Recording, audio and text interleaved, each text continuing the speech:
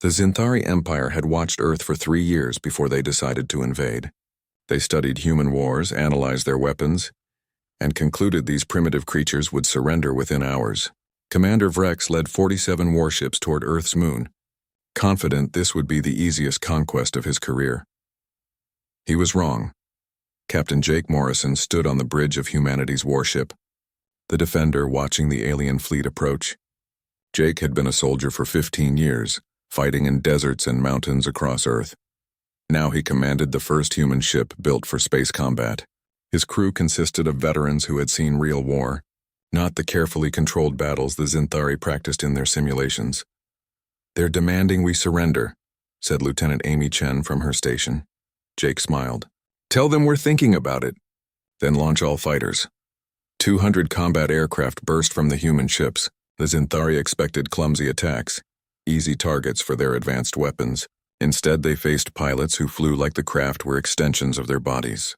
Lieutenant Danny Cole had flown combat missions on 3 continents.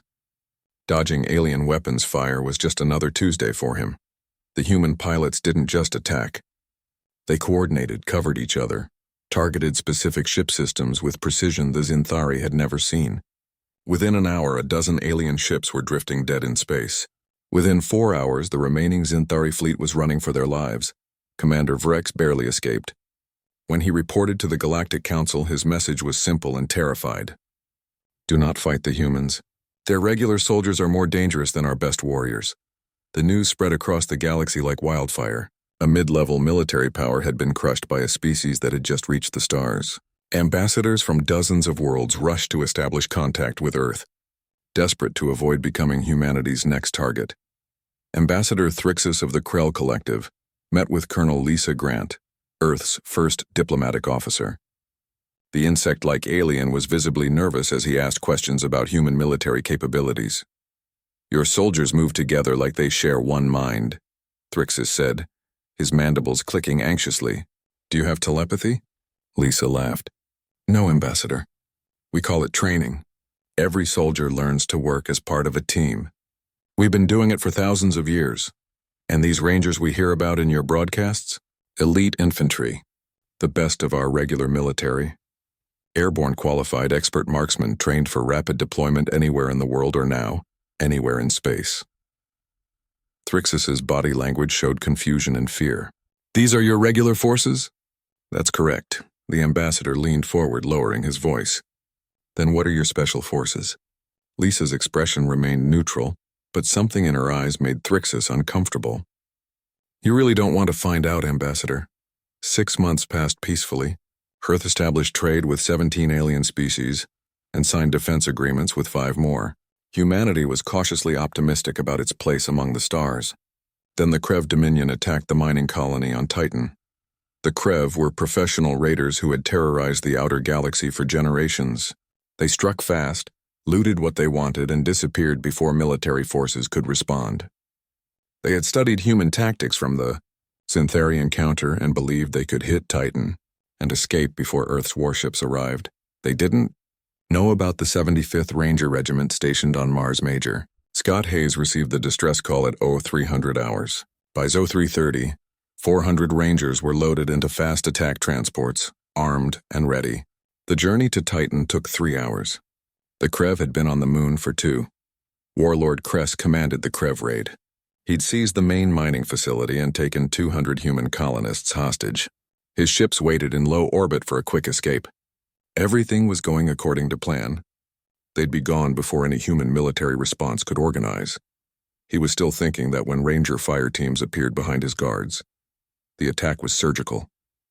Small groups of Rangers materialized from Titan's dark terrain, moving through the low gravity like they'd trained there for years. Sentries died silently. Communications went dark. Then the lights failed. Krev warriors found themselves fighting an enemy they couldn't see, couldn't predict, and couldn't stop. Sergeant Pete Logan led his squad through maintenance tunnels beneath the mining facility. They moved in absolute silence, weapons ready, every member knowing exactly what the others would do without speaking a word.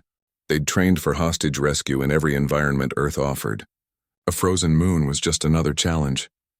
4 hostiles ahead, whispered Corporal Nina Hayes, her night vision piercing the darkness. Take them, Pete ordered quietly. 4 suppressed shots. 4 Krev dropped dead before they realized they were under attack.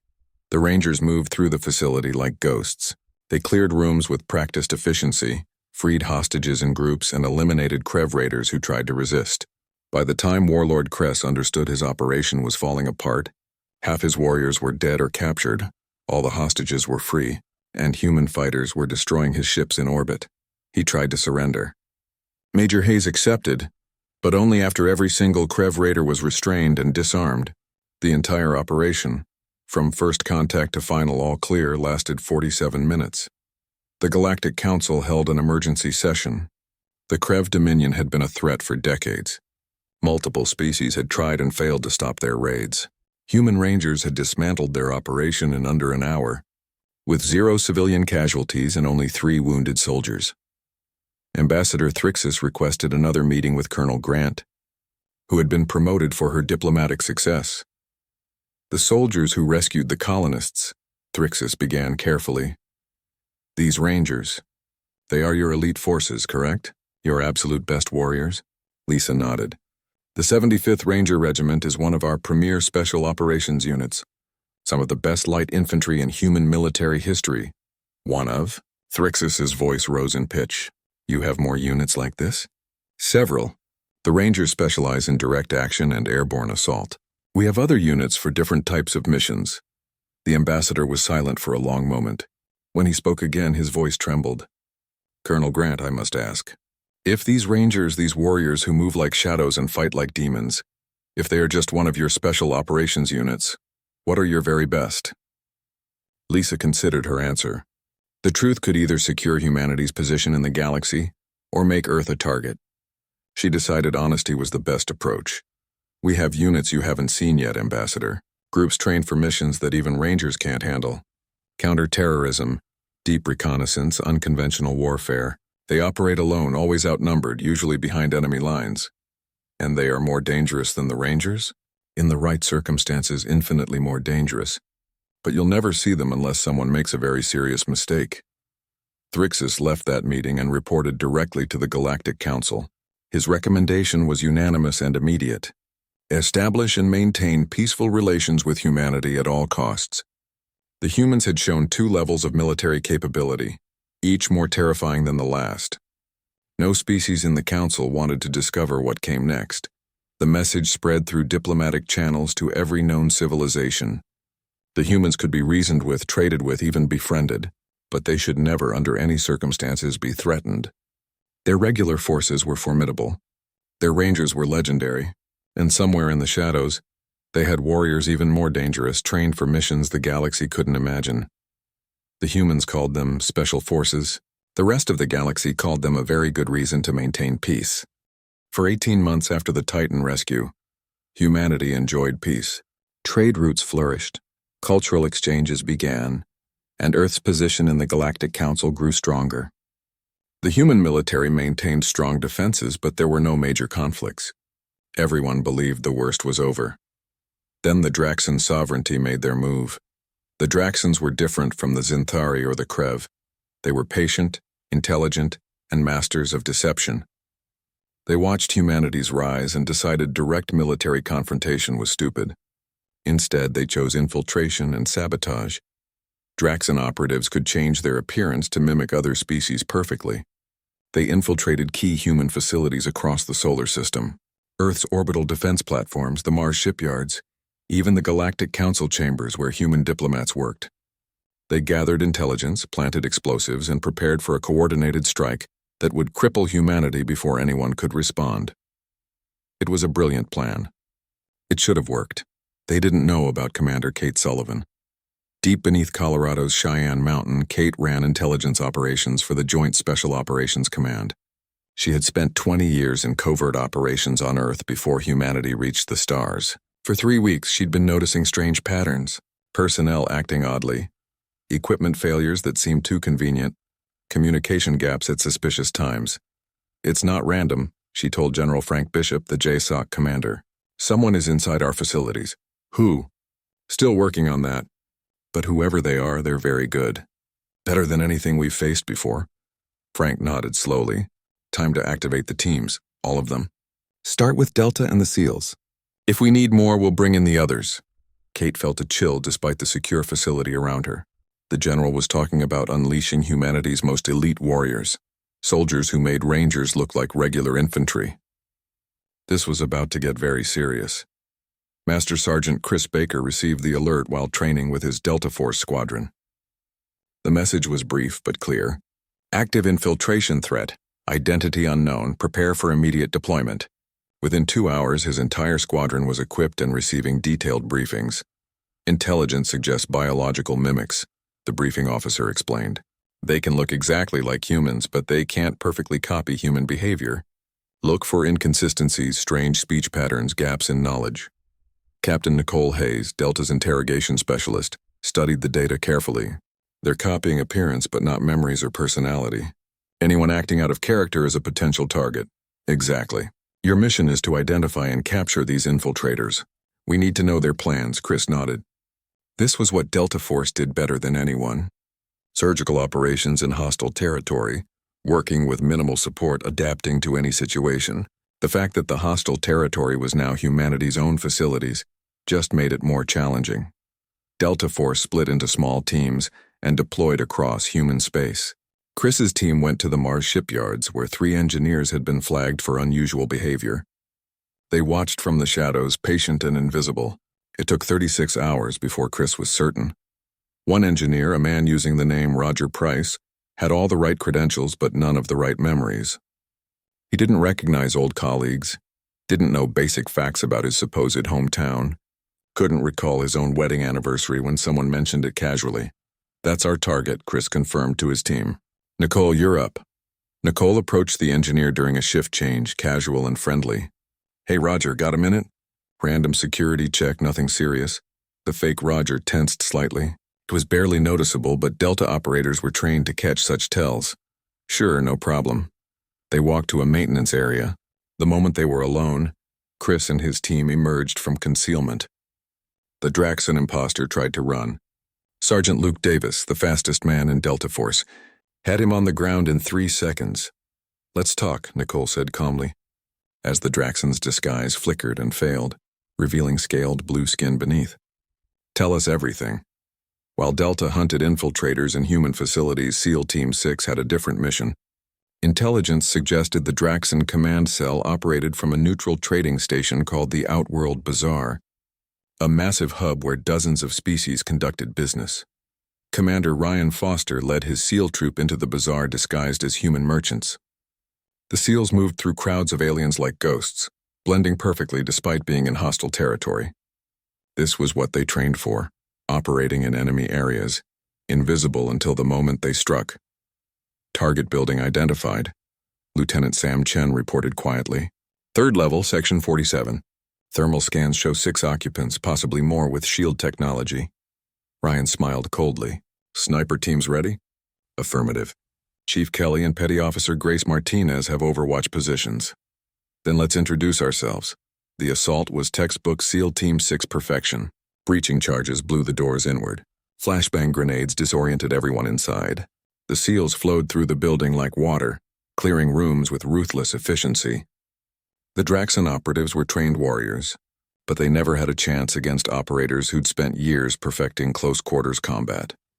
Within 3 minutes, 5 Draxons were restrained and 1 was dead, having chosen to fight rather than surrender. Ryan searched the command center and found exactly what they needed: the entire infiltration network, complete with target lists, sabotage plans, and activation codes. Jackpot, he reported over secure communications. We have everything. Armed with the Draxon plans, JSOC coordinated simultaneous strikes across human space. Delta Force, SEAL Team 6, Army Special Forces, and Marine Raiders hit every infiltrator position at the same time. The Draxons never saw it coming. One moment they were preparing to activate their sabotage devices. The next they were facing humanity's most elite warriors, soldiers who seemed to know their every move before they made it. At Orbital Defense Platform Alpha, Staff Sergeant Ben Hughes led his Green Beret team in a zero-gravity assault. They moved through the station like they'd been born in space, clearing infiltrators room by room with perfect precision. On Europa's research station, Marine raiders under Captain Jenna Price conducted a flawless hostage rescue, freeing scientists and neutralizing Draxan operatives before they could destroy critical research data. Across dozens of locations, the same pattern repeated. Small teams of human special operations forces working with perfect coordination dismantled the entire Draxan network in less than 6 hours. The Galactic Council watched in stunned silence as humanity presented evidence of the infiltration and its complete destruction. Ambassador Thrixus could barely form words. "You found and eliminated their entire network in one day," the Krell finally managed to say. Their operatives were considered some of the best intelligence agents in the galaxy. General Grant, promoted from her colonel rank, nodded calmly.